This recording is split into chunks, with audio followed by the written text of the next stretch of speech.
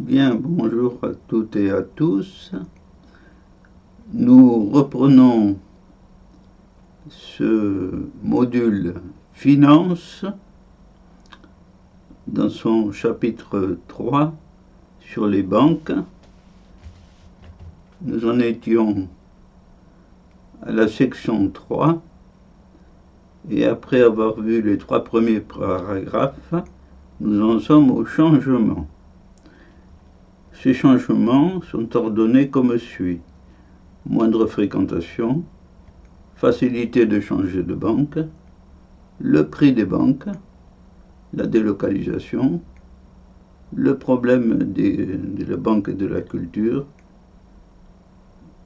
les virus et le point en 2017. Donc, voyons voir les changements. On va commencer par la moindre fréquentation.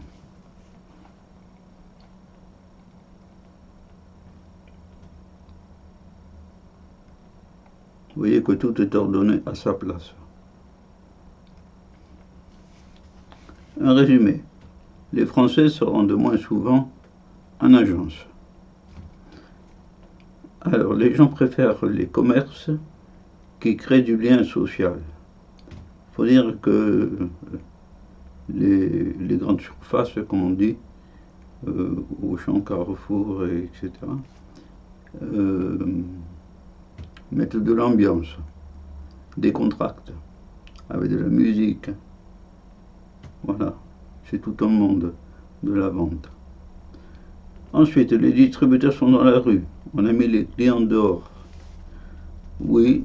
Il y a des distributeurs à l'intérieur aussi quand même. Mais c'est pas très bon de permettre pour le lien social à des gens de retirer de l'argent directement dans la rue sans nouer des liens avec les personnels de l'intérieur. Bon, réduction du personnel, il n'y a presque plus de chargés d'accueil, presque plus, mais il y en a quand même dans certaines banques. C'est fondamental d'ailleurs. La facilité de changer de banque. Une loi 2015, la nouvelle banque s'occupe de tout. Bon, c'est commode pour changer de banque, ça. Mais on ne peut faire migrer un contrat d'assurance vie.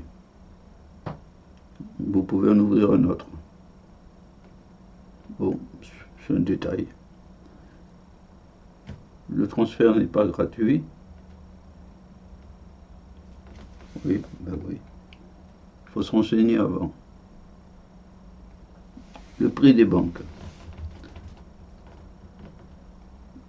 La dégradation de rentabilité des banques, du fait notamment des faibles taux de crédit, les conduit à augmenter leurs tarifs. Tout frais compris, 200 € par an à sa banque. Ça commence à faire. Deuxièmement, il y a peu de concurrence sur les frais bancaires. Oui. Si vous voulez vous renseigner, vous avez 60 millions de consommateurs qui fait des dossiers chaque année sur les banques. Les établissements en ligne sont moins chers. Oui, mais ils se portent mal. Les frais de la banque postale sont encore à 12 € contre 20 € en moyenne ailleurs. En 2017, c'était ça, 12 €.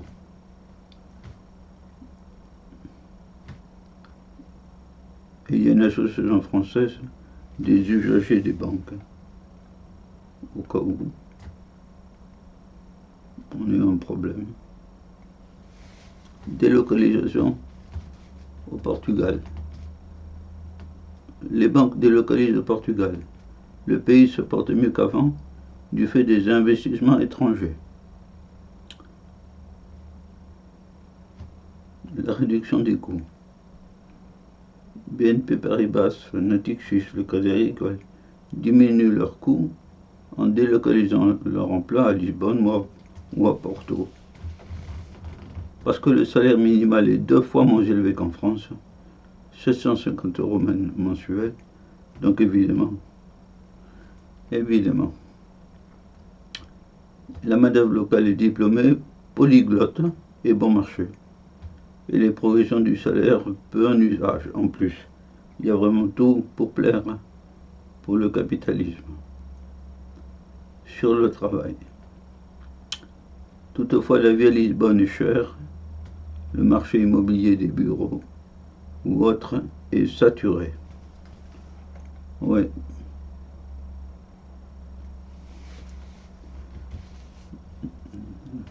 Un autre point original, la culture et les banques. Les banques rechignent toujours à financer des activités culturelles, mais certaines sont les premières à constituer des musées d'art. Deuxièmement, réticence forte. Pour créer une PME, petite et moyenne entreprise, ou moyenne entreprise, pour la musique, l'édition, l'art, les banquiers sont réticents. Il faut éviter le mot culture. À droite, un dessin humoristique. Le client qui rentre s'imagine qu'il est roi. Le client est roi, normalement. Les banquiers de l'autre côté sont joyeux parce qu'ils vont le plumer de son argent.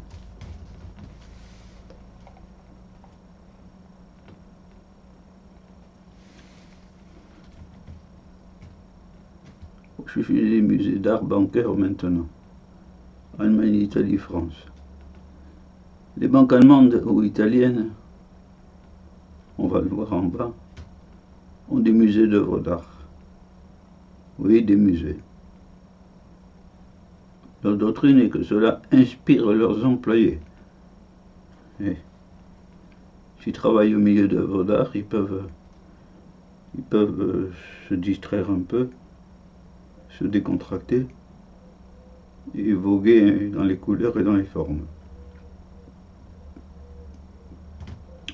La Deutsche Bank achète des œuvres de moins de 12 000 €. Oui, voilà, donc on n'est pas dans les cotes des grands tableaux. Voilà.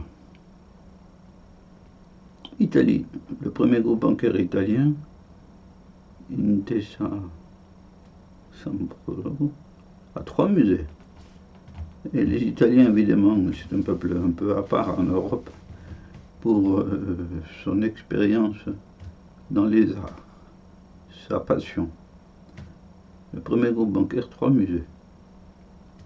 En France, il n'y a guère que la Société Générale qui possède plus d'un millier d'œuvres quand même. Plus d'un millier d'œuvres quand même. Donc il y a quand même la Société Générale. Au sujet du financement de l'art maintenant, il y a un institut pour le financement du cinéma et des industries culturelles.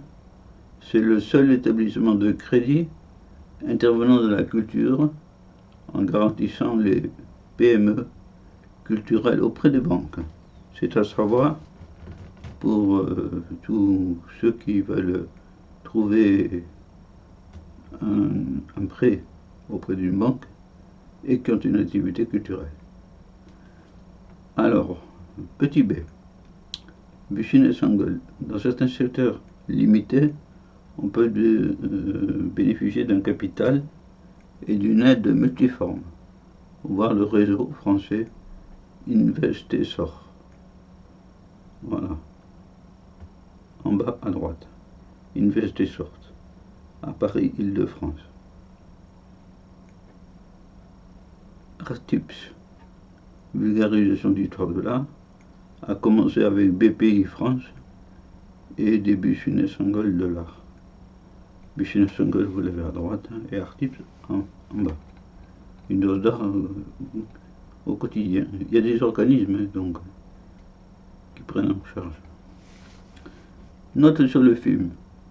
Il y en a trop. Voilà. Catherine Deneuve, dans un article paru dans le journal Le Monde il y a quelques années, avait dit qu'il y en avait beaucoup trop et que la qualité s'en ressentait. C'est certain. Je suis un passionné de cinéma. Il y a beaucoup de navets. Voilà. N'est pas cinéaste qui veut. À mon avis, un grand écrivain peut être cinéaste, parce qu'il crée un scénario. Voilà. Bon. Petit B, une décennie pour la rentabilité. Il faut une décennie pour mesurer la rentabilité d'un film. Bon, 10 ans. C'est long quand même un peu. Note sur les livres. Les droits patrimoniaux durent 70 ans après la mort de l'auteur. 70 ans. Enfin, les petits éditeurs manquent de fonds. C'est normal. S'ils sont petits, ils ont un chiffre d'affaires limité et donc manquent de fonds.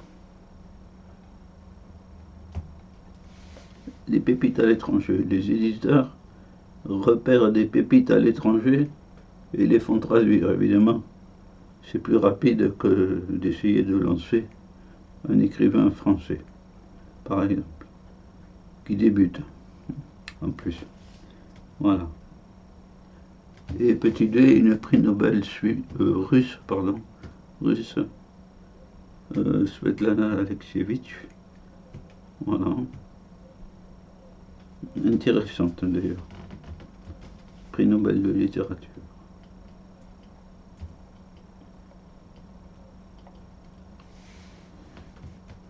Maintenant, l'avant-dernière division des changements.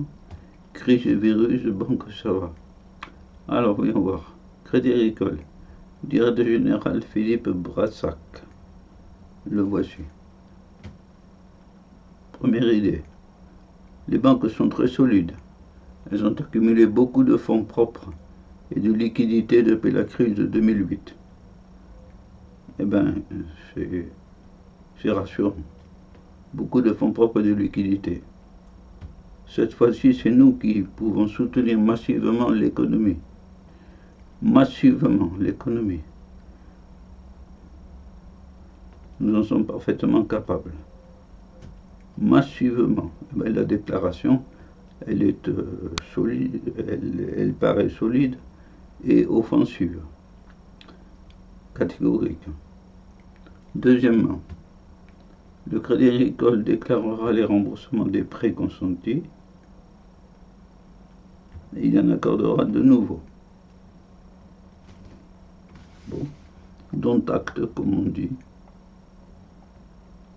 C'est très positif. Troisièmement, la BCE récompense les prêteurs, la BCE. Les institutions qui prêteront suffisamment aux acteurs économiques pourront emprunter à la BCE à des taux négatifs même, jusqu'à moins 0,75%.